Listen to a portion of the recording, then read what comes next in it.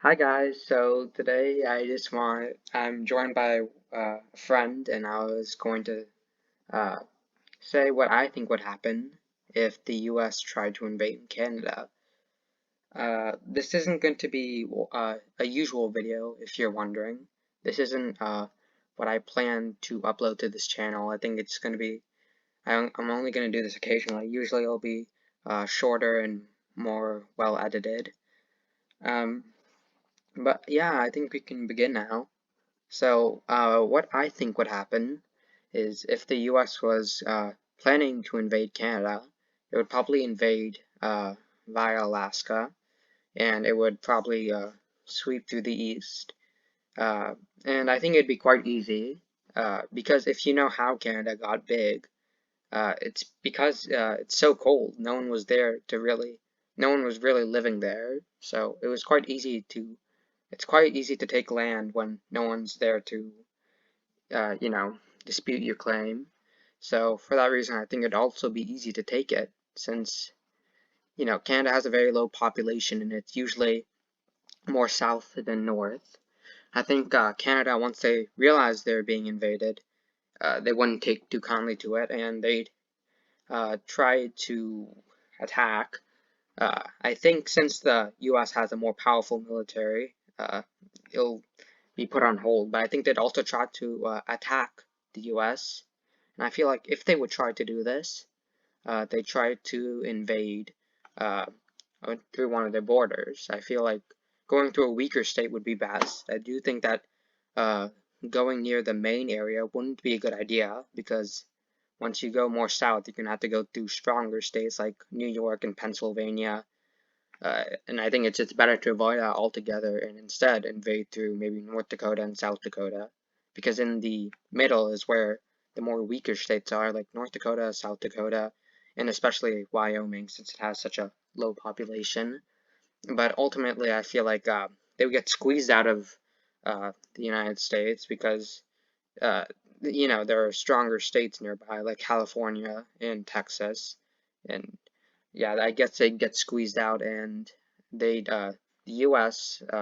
Who's invading from uh, the uh, the West would start to squeeze in, and I think they would eventually annex Canada. Now, I don't think you'd be able to keep it for long because, well, the same reason why it was so easy to conquer it, conquer the western parts, would be the reason why it's so hard to keep control of it. It's cold. No one can really stay there for long and, actually guard the place. And it'd be very easy for Canada to reclaim territory back here since no one will be really standing there. And I think there'd be active rebellions in places like Quebec and Montreal. But I do think that maybe Quebec, I do think it wanted to join the U.S. Like there was a small amount of people who want to join the U.S. So maybe that won't be as much as a rebellious state, but I do think there'd be many, many rebellious states, and I don't think the U.S. would be able to keep up with it. And obviously, we're not counting international pressure because then really the videos would have no point. But I think eventually Canada would kind of force them to give up because there's just so many places where you can't really continue to take the continue to have control over areas where you don't have enough men to guard it, and I think that would really that's what would really ultimately lead to their downfall. So I think like the last places that the U.S. would leave would places like Montreal and Quebec, places close to the United States and much warmer places and places that they can actually guard. But once Canada starts to regain some of their land, I think that's kind of when it'd be all over. Uh, I'm gonna ask my friend if he has any thoughts on the situation and if he can add anything, like how long do you think the war would take? Uh, I mean, for me, to start off, in general, you said a lot of interesting facts, points that are all true, and they would all benefit the U.S. in if there was a war. But I'm gonna start. What I'm gonna say which is a bunch of facts. So in general, U.S. has more cash flows. Their GDP is around 20 trillion, and Canada only has probably, I would say, like a sixth of that, like 3 or 4 trillion GDP. The active troops that the U.S. has is around it's around half a million active troops. While Canada only has around 50,000, which is pretty measly compared to that. So the U.S. can easily crush Canada that way. Also, another fact I know, 100 miles from the U.S. border in Canada, that's half of Canada's population. Half of Canada lives 100 miles away from the United States. So I think the U.S. can attack from both sides and basically just take out Canada itself. Yeah, I think that's a very interesting point. I didn't know exactly what the distance was, but I do know that the most Canadians live very south because of how cold it is. And I think it's also a very interesting point to make is that how much people you have really makes your nation really, it really changes how powerful your nation would be. In general, nations with higher amounts of people usually are the more powerful countries. You can just take states too, California, Texas, Florida, North Carolina, Ohio, Michigan. They're very populated states, and because of that, they're also very powerful. Because the more people you have, the more money you're going to get, and the more money you're going to get, the more powerful you're going to become. And I think that's one of the biggest factors into why the U.S. would probably win the war, and why I think that would go how it is, because you have more people to fight for you. If the Canada also tried to invade, another point I forgot to mention, a lot of people are armed in the U.S. and um, even if they're not trained properly, what's like 100 soldiers going to do against 10,000 people with guns, even if they're not, if they're not really trained? Uh, yeah, so I think that's a very interesting point. And unless you have really anything to add, I think we can end it off there. Yeah, I mean, you basically justify the fact that the U.S. has a higher chance to beat Canada in a full-scale war. But if there was a chance, like a Revolutionary War, where the U.S. fought off many British troops and won, but I don't think that's actually gonna. It's not actually gonna factor in, because we're also forgetting another part: nuclear weapons. Because Canada does not have a single nuclear weapon. Yeah, I didn't want to really include that. I mean, I do get your point, and I do think but like if we're trying to take over the land, I don't think it's a good idea to also use nuclear weapons on it, especially since only so much of Canada's land is uninhabited. Yeah, including international pressure.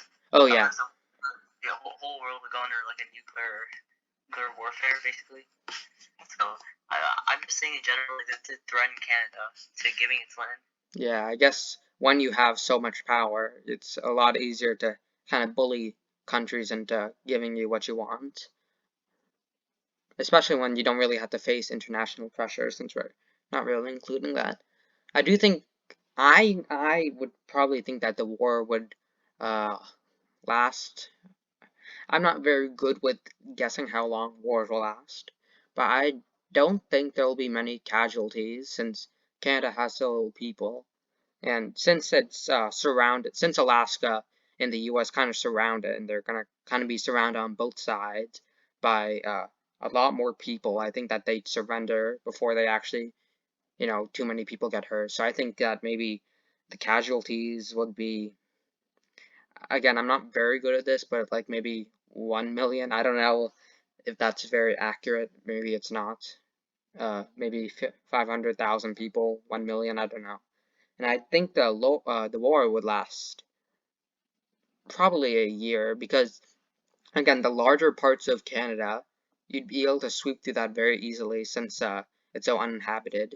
Like there will be very few people to really challenge you, and I think that's why. I think the longest parts will take in the smaller parts of like Montreal and Quebec. But funnily enough, taking over most of the land won't be a problem, just when you get to the place with a lot of people in it. For me, I would think the war would last just under 6 months. Because Canada, even though it's such a big country, I mean, as you said before, around like 90% is inhabitable. So if you look at the map of Canada, on the I forgot the name of the river, but on the southeast side of Canada, there's a river that stretches, and around 90% of all the major cities of Canada live on that river. So ending the war would be pretty easy in that sense. You block the river and you stop the resources coming in from other countries. And also, in general, the U.S. has more of an advantage geographically because they have Alaska in the north and their general land in the south.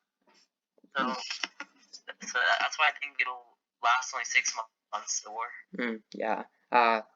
Do you think that the U.S. would be able to hold on to Canada? I don't think. I think it'd be very difficult to hold on to so much land at a time, especially land that you really can't control. What are your thoughts? I think U.S. would be okay with it because recently they have interest in Greenland only because of oil. So they're looking at those like inhabitable places just to oil. So that might be a major reason for them to be still in the war, or just to keep hold of the land, future use. Yeah. Do you think they'd be able to? Do you think they'd be able to hold on to it? I would say yes, but Canada does have a pretty big presence internationally wise, so in that sense, there's no chance. Yeah, I think taking over a country the size of Canada, you can't really do that without international pressure to let them go, and also war. I think that there'd be many people who'd be happy to go to war with the U.S. So, what do you think? It's just a quick question. Where do you think, if Canada was to invade the U.S., where do you think they'd invade? For me, I think they would avoid the border with the United States because that's the most densely populated area. I would say they would go through Alaska because they don't have much protection out there, and generally the whole area is ice. So they can just in general, it's just a better area geographically. Yeah, I do. Yeah, I think you're right. I think they would go for Alaska first, uh, because there's not many people in Alaska, and really there's nowhere for them to run. They can't run to the continental U.S. because to go to the continental U.S. you'd have to go through Canada. So really, all you have to do is surround them, and the closest place after that, besides Canada and the U.S., is Russia. So I think surrounding them would be very easy. And an interesting point here, I think you can tell that the states that border Canada are not very powerful, except in the northeast. Well, I think I don't think they were designed to be powerful. I don't think the U.S. I think they knew that really war with Canada wasn't a very good possibility. Like you can see North Dakota. North Dakota, if you were to invade through there, you can see how much you can get through. North and South Dakota is pretty easy, and so is Wyoming. That has such low population. The West, the middle of the United States really does have such a low population.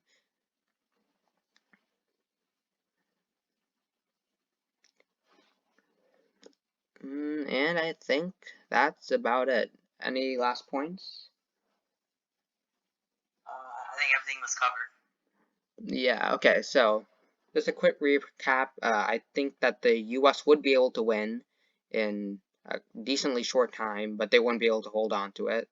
And my friend here thinks that they would be able to hold on to it. So I think that's quite interesting. Alright, so if you did like this video, consider liking and subscribing, and leaving a comment on what we can do in a future video. And I'm probably going to be collaborating with my friend in the future, if we can. maybe not regularly, but if I can, I will. That's about it. Bye.